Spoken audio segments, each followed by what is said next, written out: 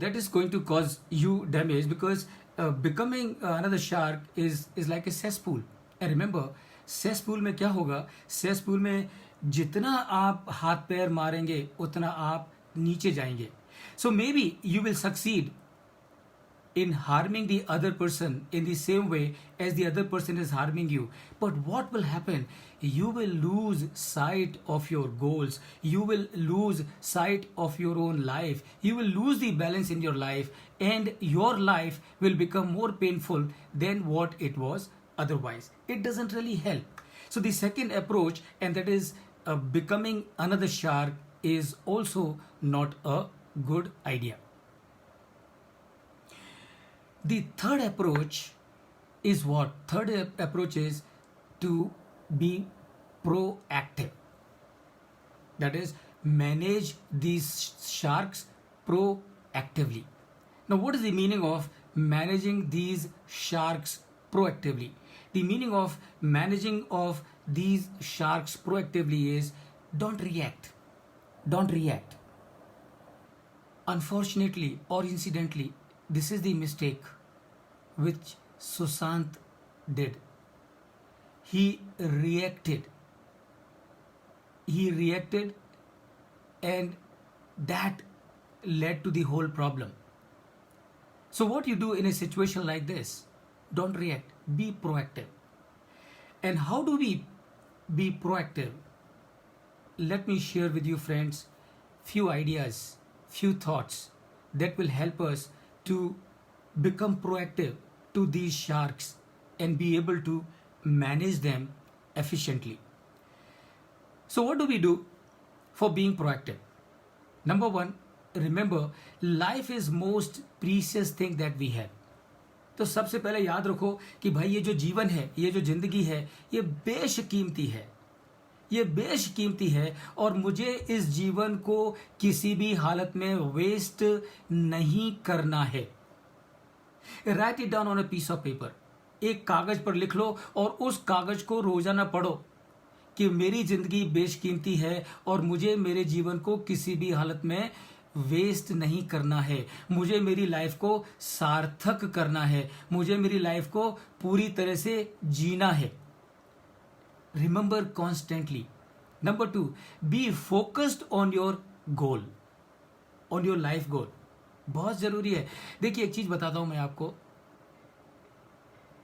कि एक शिप है और वो समुद्र में है और उस समुद्र के कैप्टन को मालूम नहीं है कि मुझे कहां जाना है. Tell me, what will happen to this ship? What will happen to this ship? ये जहाज थोड़े दिनों में डूब जाने वाला है. क्यों डूब जाने वाला है? क्योंकि इस शिप के कैप्टन को मालूम नहीं है कि उसको जाना कहां है. अनदर एग्जाम्पल, एक कैप्टन के शिप को मालूम है कि उसको कहां जाना है. उसके साथ में क्या होगा? उसके साथ में यह होगा कि वो नियत समय पर अपने गंतव्य स्थान पर जरूर पहुंचेगा. He will reach to his destination within the given time. Why? Because he knows where he has to reach. So what you and I need to do? You and I need to be absolutely clear as to what is my life goal. If I'm Sushant, what would I think? I would think, to hell with everybody. To hell with all these people who are trying to pull my legs. To hell with everybody who's trying to make my life difficult. My goal is to rule this film industry one day and become the toppest of the star, and I will do it one way or the other. If you have that clarity of goal in your mind, remember, even the God cannot help you, hold you from achieving it. Why? Because God will also help you in achieving that goal. So be focused on your life goal. And remember, you can be focused on your life goal only if you know as to what your life goal is. So if you want to be clear of the sharks in your life, have a life goal. Be clear about your life goal. And remember, once you are clear about your life goal, you are like a ship whose captain को मालूम है कि उसको कहाँ जाना है, and you will reach your destination. Number 3, ensure continuous physical and mental fitness. इसका कोई आंसर नहीं है, इसका कोई तोड़ नहीं है, इसका कोई मुकाबला नहीं है, इसका कोई जवाब नहीं है, ये आपको करना ही करना है। Remember, when do you take wrong decisions? You take wrong decisions when you are mentally weak. And remember, when you are in a mental weak state of mind, you are in a mental weak state of mind when you are not physically fit. So the third thing that you and I need to do to defeat these sharks and grow tremendously is constantly make sure that you're physically fit, you're mentally fit. This life is so precious. ये जीवन बहुत कीमती है, इसका आनंद लेना है, इसका मजा लेना है, इसकी मस्ती लेनी है, और इसका आनंद, इसका मजा, इसकी मस्ती तभी ले सकते हैं जब हम फिजिकली फिट हों और मेंटली फिट हों। So that is number 3 that we need to do. Believe in yourself. अपने ऊपर विश्वास रखें, अपने ऊपर भरोसा रखें। दूसरों के ऊपर भरोसा करने की जरूरत बिल्कुल भी नहीं है। दूसरों की दया के ऊपर जीने के लिए की उम्मीद करने की कोई भी जरूरत नहीं है। अपने ऊपर भरोसा रखें। और अपने ऊपर क्यों भरोसा रखें? अपने ऊपर इसलिए भरोसा रखें क्योंकि उसने, जिसको हम परमेश्वर कहते हैं, सब कुछ दिया है आपको, सब कुछ दिया है ताकि आप अपने गंतव्य पर पहुंच सकें, आप अपनी मंजिल पर पहुंच सकें। उसके लिए उसने आपको सब कुछ दिया है। Believe in yourself, believe in yourself. Don't care as to what others are saying, don't care as to what kind of rumours others are spreading about you. Let them do whatever they want to do. You have confidence in yourself, you have believe in yourself. Remember, जीवन को थोड़ा सा philosophically भी लेना जरूरी है। और जब मैं कहता हूं कि जीवन को फिलोसॉफिकली भी लेना जरूरी है, इसका मतलब क्या है? इसका मतलब यह है कि कुछ चीजें हैं जिनको समझना जरूरी है। और देखिए, हम बहुत भाग्यवान हैं, हम बहुत नसीब वाले हैं। We people who are born in this country, in India, in Bharat, are truly extremely fortunate. And why we are truly extremely fortunate? Because हमारे देश में, हमारे कंट्री में ज्ञान का भंडार है। हमारे कंट्री में ज्ञान का भंडार है, और हमारे कंट्री में ज्ञान का इतना बड़ा भंडार है कि पूरी दुनिया हमको विश्व गुरु कहती है। और विश्व गुरु क्यों कहती है? क्योंकि जो नॉलेज हमारे पास में है, वो नॉलेज दुनिया में कहीं पर भी नहीं है। और क्या है वो नॉलेज?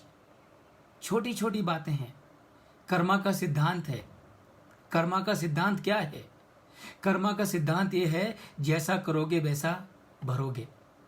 कर्मा का सिद्धांत क्या है? कर्मा का सिद्धांत ये है, कर्म करो, फल की चिंता मत करो। कर्मा का सिद्धांत क्या है? जो बीज बोओगे वैसा फल आपको मिलने ही वाला है, उसकी चिंता करने की आपको जरूरत नहीं है। तो क्या करना है मुझे निश्चिंत भाव से सिर्फ और सिर्फ मेरा कर्म करते रहना है। And remember, that is only in my hand. मेरे हाथ में और कुछ नहीं है, मेरे हाथ में सिर्फ कर्म करना है, और ये मुझे याद रखना है। Stop bothering about external recognitions. Friends, मैं आपको बताऊं कि ये पूरी दुनिया में मैनेजमेंट के लेक्चर, मैनेजमेंट के लिटरेचर में, साइकोलॉजी में, मैनेजमेंट के गुरुओं ने एक बड़ा कचरा फैलाया, और वो कचरे को फैलाते गए और इतना फैला दिया कि उसकी बास आने लगी है। क्या बास आने लगी है? उसकी बास ये आने लगी है कि आप एक अच्छा काम कर रहे हैं और आप निराश हो जाते हैं। क्यों निराश हो जाते हैं? क्योंकि किसी ने आपको उसके लिए रिकॉग्निशन नहीं दिया। जरा सोचिए, इतनी बढ़िया मेहनत करके, इतना कमाल का कंट्रीब्यूशन करके आपने एक बहुत बड़ी चीज हासिल करी, और सिर्फ इसलिए क्योंकि कुछ चंद लोगों ने आपको आके ये नहीं कहा कि क्या आप ग्रेट आदमी हो, क्या महान आदमी हो, आप डिप्रेशन में चले जाओ। इससे बड़ी मूर्खता क्या हो सकती है? सोचिए। Friends, stop looking forward to outward recognition. भिखारी मत बनिए। किसी भी अवार्ड की, किसी भी रिवार्ड की, किसी भी रिकॉग्निशन की, किसी भी एप्रिसिएशन की बिल्कुल भी परवाह मत करिए, उस पर धूल डालिए। अच्छा काम करिए, करते रहिए, इसलिए करिए क्योंकि आपको करना अच्छा लगता है। Stop bothering about recognition from outside. Isn't it such a pity कि इतना बढ़िया काम करने के बाद आप क्यों दुखी हो जाते हो? आप इसलिए दुखी हो जाते हो क्योंकि कुछ लोगों ने आपकी तारीफ नहीं करी, आपको रिकॉग्नाइज नहीं किया।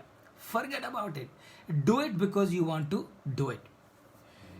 नेक्स्ट, डोंट ट्राई टू जज your worth based on others perception. अपनी जीवन का, अपनी कीमत का, अपनी अस्तित्व का, अपने व्यक्तित्व का, अपनी पर्सनालिटी का मूल्यांकन इस बेसिस पर मत करिए कि लोग क्या सोचते हैं। और याद रखिए, जिन लोगों के बारे में आप सोचते हैं कि वो आपके बारे में क्या सोचते हैं, उनका अगर आप मूल्यांकन करने जाए तो जीरो भी वैल्यू नहीं होगी।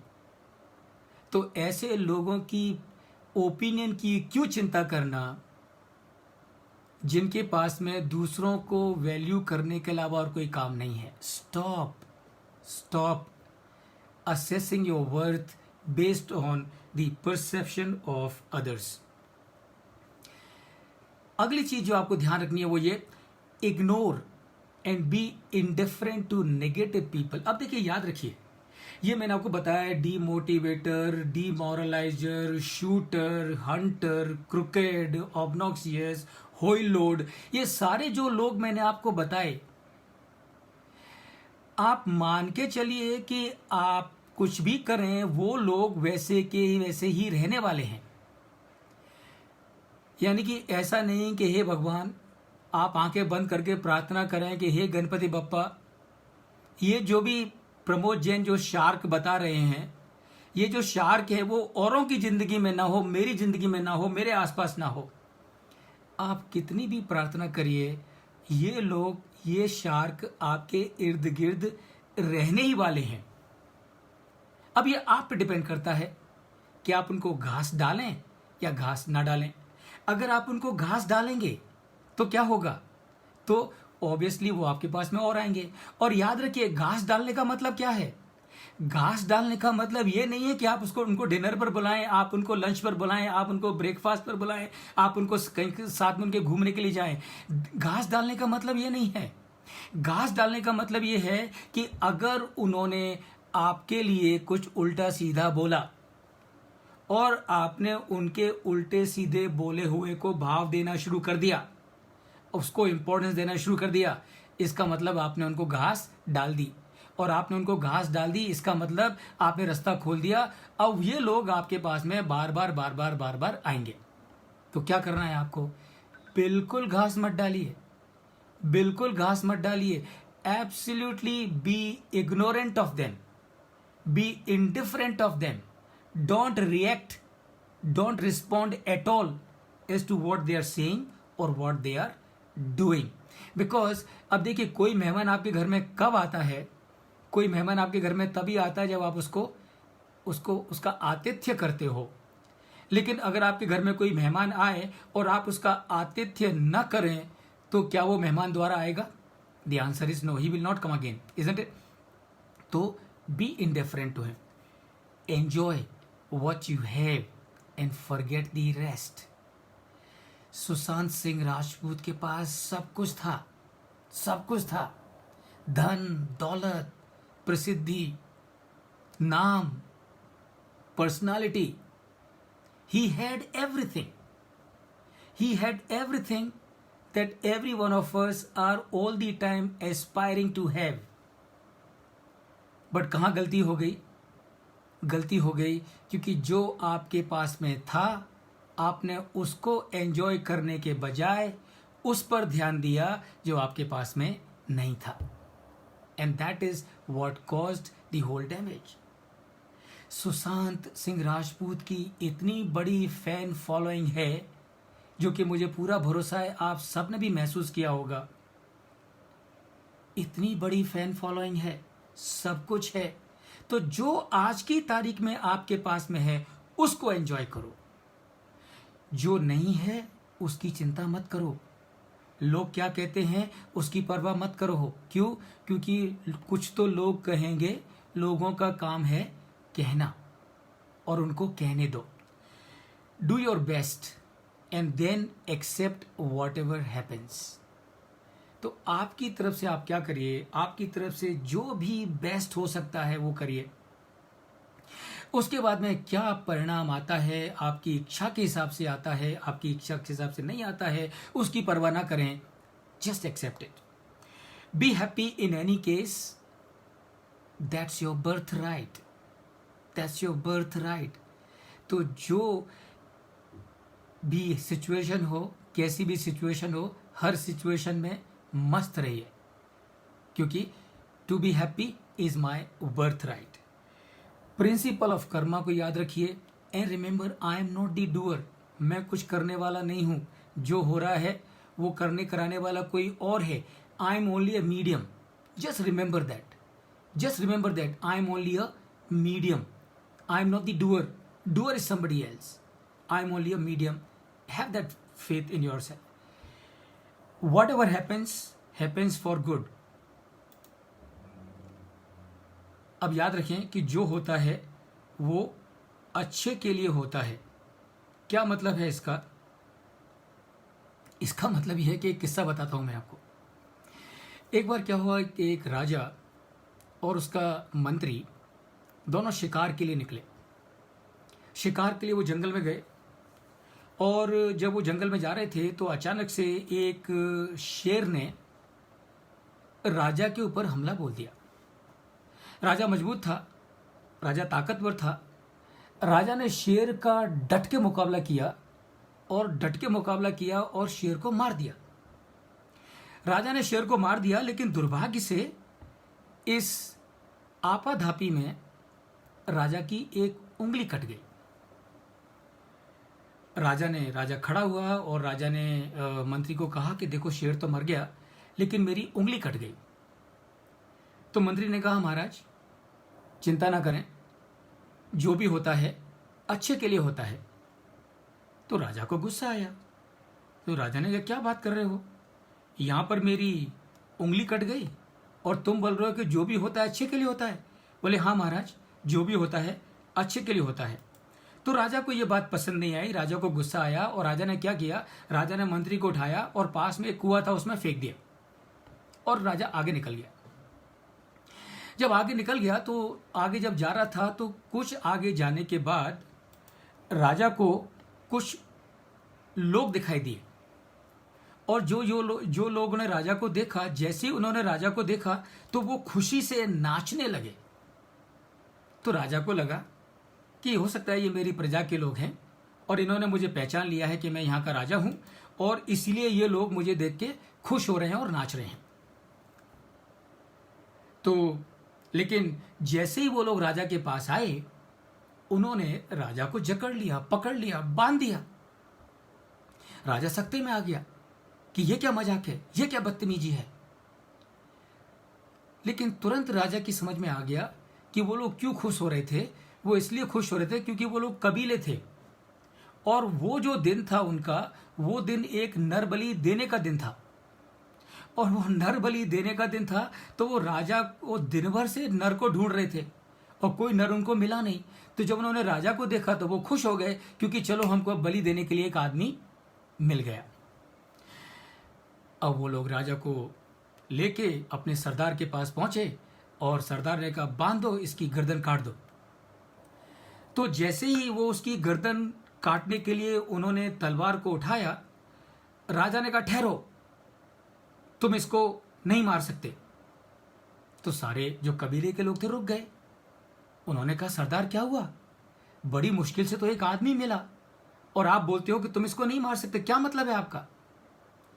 तो सरदार ने कहा तुम इसको नहीं मार सकते क्योंकि देखिए हमारी प्रथा के हिसाब से जो हम नर की बलि देते हैं वो नर पूरा होना चाहिए, और देखिए इसकी हाथ की एक उंगली कटी हुई है। चूंकि इसकी एक उंगली कटी हुई है, इसकी बलि नहीं दे सकते। अगर इसकी बलि देंगे तो हमसे देवी नाराज हो जाएगी। तो उन्होंने राजा को खोल दिया और राजा को रवाना किया। अब राजा के समझ में बात आ गई। राजा ने कहा, मेरा मंत्री सही कहता था, जो कुछ होता है अच्छे के लिए होता है। अब आज मेरी उंगली कटी, इसलिए मेरी जान बच गई।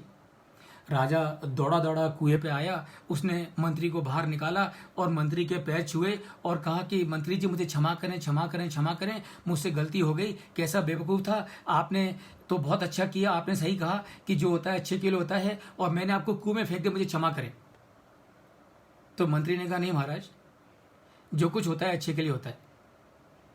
तो मंत्री ने कहा, राजा ने कहा, मंत्री जी कैसी बात कर रहे हैं आप? मैंने आपको कुएं में डाला और आप मुझे बोल रहे हैं कि जो भी होता है अच्छे के लिए होता है। मंत्री ने कहा, हाँ महाराज, आज जो कुछ होता है अच्छे के लिए होता है, क्योंकि आपकी तो कटी थी, मेरी तो नहीं कटी थी। अगर आप मुझे कुएं में नहीं डाल के जाते, अपने साथ में लेके जाते, तो आप तो बच जाते, लेकिन मेरी बलि चढ़ जाती। इसलिए जो कुछ भी होता है अच्छे के लिए होता है। What ever happens in life happens for good, remember this also. जब परेशानी में हो, दिक्कत में हो, तकलीफ में हो, पूरी मेहनत कर रहे हो, पूरा दम लगा रहे हो, पूरी ताकत लगा रहे हो, सब कुछ करने के बावजूद भी अगर काम नहीं बन रहा है, तो निराश होने की जरूरत नहीं है। निराश होने के बजाय ये सोचने की जरूरत है कि जो होता है अच्छे के लिए होता है। Maybe this existence is wanting me to do something which is much more wonderful than what I am doing today. तो क्या करिए, पूरा विश्वास करिए कि जो होता है अच्छे के लिए होता है और आगे बढ़िए। Don't be a balloon, work on fundamentals. अब मैं दोस्तों मैं आपको बताऊं कि आज हमारे देश में एक नया फैशन चल गया है। क्या फैशन चल गया है? Everybody is looking for motivation, motivation, motivation, motivation, motivation, and looking for the motivation from outside. और क्या होता है, सब लोग बलून बन रहे हैं। बलून बन रहे हैं मतलब क्या है कि बाहर से कोई मोटिवेटर को पकड़ते हैं, वो तुमको पंप अप करता है, पंप करके तुमको बलून बना देता है, और तुम बलून बना के फूल जाते हो और ऊपर पहुंच जाते हो। क्या प्रॉब्लम है बलून बनने में? बलून बनने में प्रॉब्लम ये है, गुब्बारा बनने में परेशानी ये है, गुब्बारा बनने में दिक्कत ये है, पहली बात कि गुब्बारा सिर्फ ऊपर ही जाता है। गुब्बारे को चॉइस नहीं है, गुब्बारे को ऑप्शन नहीं है कि वो राइट को टर्न ले, लेफ्ट को टर्न ले, नीचे आए, ऊपर जाए। और दूसरी बात, गुब्बारा तभी तक ऊपर जाता है जब तक गुब्बारे में हवा भरी है। जैसे ही हवा निकली, गुब्बारा नीचे। तो क्या करिए, गुब्बारा मत बनिए, बलून मत बनिए। वर्क ऑन योर फंडामेंटल्स, अपने बेसिक्स पर काम करिए, अपने आप को फंडामेंटली स्ट्रांग करिए। अगर आप फंडामेंटली स्ट्रांग होंगे तो दुनिया की कोई भी ताकत आपको ग्रोथ करने से नहीं रोक सकती। एक बास्केटबॉल को लीजिए और बास्केटबॉल को एक टब में पानी में दबा के रखिए, कितना भी जोर से दबा के रखिए, जैसे ही आप हाथ छोड़ेंगे वो बास्केटबॉल ऊपर आ जाएगा। Work on your fundamentals, don't become a balloon. Why make happiness conditional to someone's clap? बहुत सारे लोगों को लगता है कि लोग मेरे लिए ताली बजाएं, लोग मुझे अप्रिशिएट करें, लोग मुझे प्रशस्ति पत्र दें, मुझे अवार्ड दें, मुझे रिवार्ड दें, मेरा पेपर में ना। अरे बेवकूफ़ो, भिखारी मत बनो। Don't make your happiness conditional on to somebody's clap. यानी कि अगर आपको खुश होने के लिए किसी और की ताली बजनी चाहिए तो ऐसी खुशी 2 कौड़ी की। Stop making your happiness conditional to somebody's clap.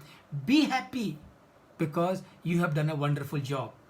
And if you have done a wonderful job, no matter whether the world claps for you or does not clap for you, you can be happy and you should be happy. ऐसा तो होना ही था। Don't be surprised. इस तरह के लोग तो मिलने ही वाले हैं। डीमोटिवेटर मिलने वाले हैं, डीमोरलाइजर मिलने वाले हैं, लेग पुलर मिलने वाले हैं, शूटर मिलने वाले हैं, हंटर मिलने वाले हैं, कनिंग मिलने वाले हैं, क्रिकेट मिलने वाले हैं। ये इस तरह के लोग तो जीवन में मिलने ही वाले हैं, ऐसा तो होना ही है। Don't be surprised, rather be prepared, because when you are not prepared then you are shocked, then you are thrown. लेकिन when you are prepared, you are on your feet strong, no matter what happens, no matter what rest of the world does to you, you would still be standing very strong, and that is what you should do. Pray and connect with the supreme power. प्रार्थना में बहुत ताकत है, बहुत ताकत है, बहुत यानी कि इतनी ताकत है कि उसका अंदाजा नहीं है। Be in prayer regularly every day for some time as much as you can. Connect yourself with that supreme power, because ultimately all the energy that you and I get, it comes from where? It comes from that supreme power. Connect with that supreme power. Let the supreme power guide you directly. Be in prayer. Take life as it comes and play it like a game. So जिंदगी को एक चुनौती करके लें और game की तरह खेलें. So challenge it and play it like a game that I want to win it actually. Practice meditation, live in the present. Meditation के ऊपर फ्रेंड्स इंसिडेंटली मेरे यूट्यूब चैनल पर मेरा एक और दूसरा वीडियो है 1 घंटे का, जिसमें मैंने एक्सप्लेन किया है कि मेडिटेशन क्या है, मेडिटेशन क्यों करना चाहिए और मेडिटेशन कैसे करते हैं। मैंने उस वीडियो में 1-2 गाइडेड मेडिटेशन भी करवाए हैं, तो आप जरूर मेरे यूट्यूब चैनल पर जाएं और उस वीडियो को जरूर देखें, so as to know as to what is meditation and how to do meditation. Remember, even the gods are not immune to problems. Sushant Singh Rajput और सारे लोग जो कई बार अपने आप को कमजोर महसूस करते हैं, और सारे लोग जो कभी ना कभी किसी ना किसी तरह की प्रॉब्लम को फेस करते हैं, they also need to remember one thing. And what they need to remember is, remember, even the gods are not immune to problems. समस्याओं से, प्रॉब्लम से भगवान भी नहीं बचा. And I'm sure you know it. भगवान महावीर के कानों में कीले ठोके गए, जीसस को सूली पर चढ़ा दिया गया, राम को वनवास जाना पड़ा, और कृष्ण तो पैदा ही जेल में हुए. So no one on this earth, friends, remember, is immune from problem. Problems are part of the life. If you have problems in your life, feel happy about it. Feel happy about it. Take those problems as a game and play that game. Remember, और याद रखें, problem is the path to glory. Problem is path to success in life. सफलता का रास्ता problem से होके जाता है. सचिन तेंदुलकर जब खड़ा है क्रिकेट के विकेट पर, शोएब अख्तर है सामने बॉल फेंकने के लिए, वो बॉल क्या है? वो बॉल प्रॉब्लम है. क्यों प्रॉब्लम है? क्योंकि शोएब अख्तर की बॉल 200 किलोमीटर पर आवर की स्पीड से आती है. What is the choice that Sachin has? Sachin has one choice. Sachin has two choice. Choice number 1, बड़ी तेज बॉल है, बड़ी मुश्किल प्रॉब्लम है, विकेट को खुला छोड़ दो और विकेट को उड़ जाने दो. Sachin does it and what happens? Sachin is forgotten. Sachin के पास में दूसरी चॉइस है, और दूसरी चॉइस क्या है? दूसरी चॉइस ये है कि सचिन देखता है कि ये बॉल नहीं है, ये मेरे लिए सक्सेस का रास्ता है, और सचिन क्या करता है? उस बॉल को जबरदस्त शॉट मारता है और बॉल बाउंड्री लाइन के बाहर नहीं, स्टेडियम के बाहर जाती है. पूरा स्टेडियम तालियों की गड़गड़ाहट से भर जाता है. and Sachin becomes a hero. So remember, problems, no one is immune from the problems. Problems are there, they will be there, and if they are there, be happy about them, handle them, tackle them, because success in your life will come through all these problems. Take life is philosophically, and be good at social skills. Do not surrender to the enemy. Work silently. Work silently. Somebody is trying to pull you down. Somebody is trying to create problem for you. Somebody is trying to play games with you. Somebody is trying to politicking with you. Become aware. Become aware. Don't react. Work on it silently. Work on it silently and defeat the other person in his own game. That will give you the satisfaction. That will give you the joy. जब आप सामने वाले को उसी के game में हराएंगे तो आपको ज़्यादा मज़ा आएगा, बजाय इसके कि आप मैदान छोड़ के चले जाएं.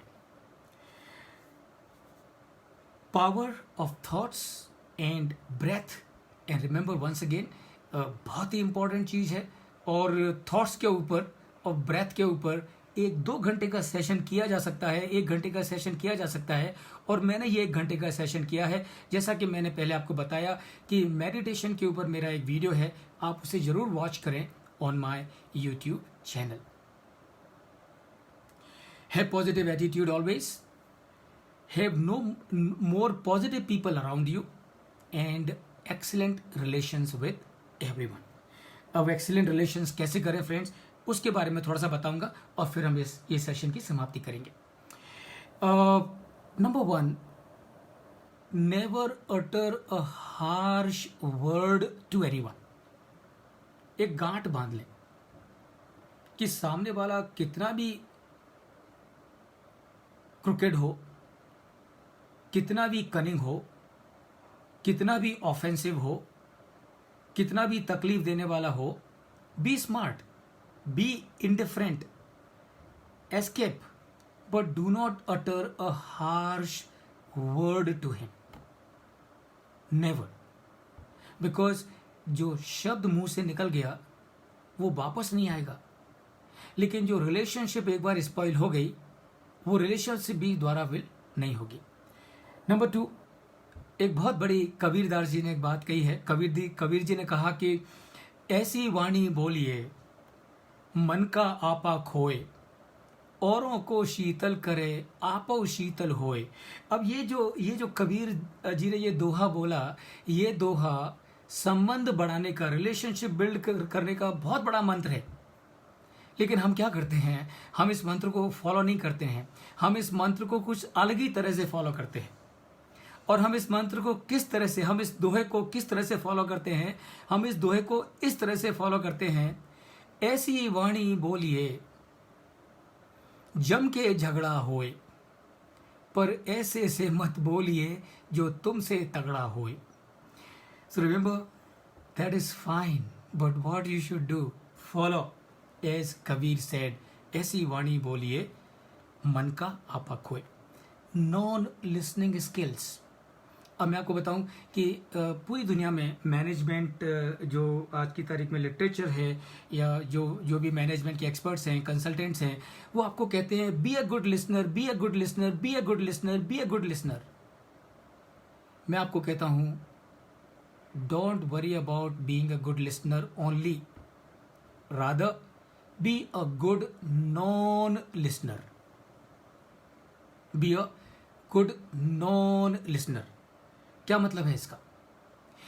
इसका मतलब ये है कि रामायण क्यों हुई. इसका मतलब ये है महाभारत क्यों हुआ. रामायण इसलिए हुई क्योंकि जब भगवान राम मरीचिका के पीछे चले गए और मरीचिका ने रावण सीता का हरण कर सके, इसके लिए लक्ष्मण को बुलाने के लिए मरीचिका ने राम की आवाज में चिल्लाया और कहा, हे लक्ष्मण मुझे बचाओ. तो जब ये शब्द सीता जी के कानों में पड़े तो सीता जी ने लक्ष्मण से कहा, लक्ष्मण आपके भैया तकलीफ में हैं, आप जाओ और उनकी जान बचाओ। लक्ष्मण ने कहा, नहीं माते, मैं मेरे भाई को जानता हूं, मेरे भाई बहुत शक्तिशाली हैं, मेरे भाई को दुनिया की कोई भी ताकत नहीं हरा सकती, मेरे भाई सुरक्षित हैं, आप चिंता मत करिए। सीता ने कहा, नहीं लक्ष्मण, आप जाइए, अपने भाई की जान बचाइए। लक्ष्मण ने फिर कहा कि माते आप चिंता न करें। तो इस बार सीता जी ने कहा, लक्ष्मण लगता है तुम्हारी नीयत में खोट है। और ये शब्द जो कि लक्ष्मण को नहीं सुनने थे, लक्ष्मण ने सुन लिए। और लक्ष्मण ने क्या किया, उसी समय एक रेखा खींच के वहां से चले गए। Non listening. बहुत सारी समस्याओं से जिंदगी में बचा जा सकता है by being a non listener. Mahabharata क्यों हुई? दुर्योधन निकलता था महल से, गुजरता था एक ऐसी जगह से जो थी तो तालाब, लेकिन उसकी कारीगरी इतनी सुंदर थी कि वो तालाब है ऐसा मालूम नहीं पड़ता था। तो दुर्योधन वहां से निकलने लगा, उसका पैर उस तालाब में पड़ा और वो गिरा।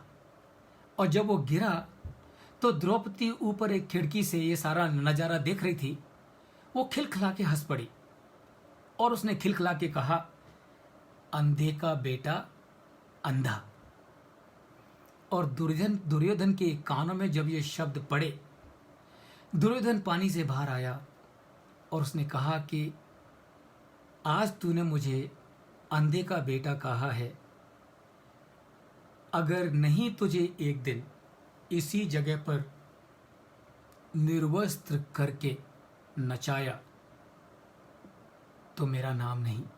जब तक मैं ऐसा नहीं कर लूंगा मैं चैन से नहीं बैठूंगा। और दुर्योधन ने वो किया और वहां से पूरी रामायण शुरू हुई। So how to build good relations? Be a good listener, fine, but don't forget to be a good non-listener also. Don't forget to be a good non-listener also. वही सुनो जो आपको सुनना चाहिए। अगर लक्ष्मण ने सीता जी के शब्द न सुने होते तो पूरी रामायण ना होती। अगर दुर्योधन ने द्रौपदी के शब्द ना सुने होते तो पूरी महाभारत ना होती। So you want to build good relations, ignore, learn to be a good listener, and finally friends, of course, be diplomatic and be diplomatic. And how to be diplomatic, एक छोटा सा किस्सा बताऊंगा, फिर हम ये सेशन को समाप्त करेंगे। अगर आपके कुछ सवाल होंगे तो मैं जरूर लूंगा, पर उससे पहले डिप्लोमेटिक का मतलब क्या है। अब देखिए, एक छोटा सा किस्सा बताता हूं मैं आपको। एक दिन लक्ष्मी जी में और शनिदेव में बहस हो गई। क्या बहस हो गई? बहस ये हो गई, लक्ष्मी जी का कहना था कि लोग मुझे ज्यादा पसंद करते हैं और शनिदेव का कहना था कि लोग मुझे ज्यादा पसंद करते हैं। तो ये दोनों आपस में मिलकर बहस कर रहे थे। लक्ष्मी जी कह रही थी कि देखिए, लोग मुझे ज्यादा पसंद करते हैं, और शनिदेव कह रहे थे कि नहीं, लोग मुझे ज्यादा पसंद करते हैं। इनकी बहस चलती रही। तो दोनों ने कहा, ठीक है, एक काम करते हैं, कोई तो इसका फैसला करेगा, चलिए नारायण के पास जाते हैं, भगवान विष्णु के पास जाते हैं, वो हमारा फैसला करेंगे। तो वो नारायण के भगवान के पास में पहुंचे, विष्णु भगवान के पास में पहुंचे, और उन्होंने कहा, लक्ष्मी जी ने और शनिदेव ने विष्णु जी से कहा, देखिए आप बताइए, आप फैसला करिए। मैं कहता हूं कि लोग मुझे ज्यादा पसंद करते हैं, लक्ष्मी जी कह रही हैं कि लोग उन्हें ज्यादा पसंद करते हैं, आप डिसाइड करिए कि किसको लोग ज्यादा पसंद करते हैं। भगवान विष्णु परेशानी में पड़ गए। क्यों परेशानी में पड़ गए? लक्ष्मी जी उनकी पत्नी, अगर ये बोलते हैं कि शनिदेव को ज्यादा पसंद करते हैं तो लक्ष्मी जी नाराज हो जाएंगी, और लक्ष्मी जी नाराज हो गए तो कोई अपनी पत्नी को नाराज करना पसंद नहीं करेगा। और अगर बोलते हैं कि लक्ष्मी जी को ज्यादा पसंद करते हैं तो शनिदेव नाराज हो जाएंगे, और शनिदेव अगर नाराज हो गए और उनकी निगाह अगर टेढ़ी पड़ने लगी तो फिर और मुसीबत। तो कोई वो भी पसंद नहीं करना चाहेंगे। तो उन्होंने सोचा कि क्या किया जाए, दोनों में से मैं किसी को नाराज़ नहीं कर सकता हूँ। तो उन्होंने एक तरकीब सोची। उन्होंने लक्ष्मी जी से और शनिदेव से कहा कि देखिए आप एक काम करिए, ये जो सामने पहाड़ दिखाई दे रहा है ना, आप यहाँ से वहाँ तक जाइए और लौट कर आइए। तो लक्ष्मी जी ने और शनिदेव ने कहा कि अरे हमने तो आपसे भगवान ये सवाल पूछा है, ये आप हमको क्या आने जाने के लिए बोल रहे हैं। तो भगवान ने कहा आप करिए, उसी में से आपका सवाल का उत्तर निकलेगा। तो लक्ष्मी जी और शनिदेव पेड़ तक गए, फिर लौट कर आए, फिर पेड़ तक गए, फिर लौट कर आए, फिर पेड़ तक गए, फिर लौट के आए। काफी समय तक वो आते जाते रहे, आखिर वो थक गए। और थक के उन्होंने भगवान से, विष्णु जी से कहा कि हे भगवान, आप तो कम से कम बताइए कि किसको ज्यादा लोग पसंद करते हैं। तो भगवान विष्णु ने कहा कि लक्ष्मी जी, आप जब आती हो तो आपको लोग ज्यादा पसंद करते हैं। और शनिदेव से कहा, शनिदेव, जब आप जाते हो तब आपको लोग ज्यादा पसंद करते हैं। इस तरह से भगवान ने दोनों को सेटिस्फाई किया और हैप्पी किया। And that is what is diplomacy. And remember, for being good in building good relations, we have to be diplomatic. For being good in managing all these sharks, we have to be diplomatic. So friends, with this, I'm coming to the end of this session. So what I have shared with you in last about 1 hour and 15 minutes, what these sharks are and how can we manage these sharks and yet grow tremendously in our life. Remember, all of us are here for growth. All of us are here for being happy. Remember, every one of us has everything that is required to achieve tremendous growth in our life. We only need to remain focused on our goal. We only need to remember as to what we are supposed to be doing. And if we do that, we would definitely be able to achieve our goal. So ladies and gentlemen, thank you so much. Such a pleasure to have you on this session. You can note my mobile number, you can note my mail ID, you can note my WhatsApp number. So in case if you have any query, any question, you can of course write to me, and I would be very happy to answer your questions and query.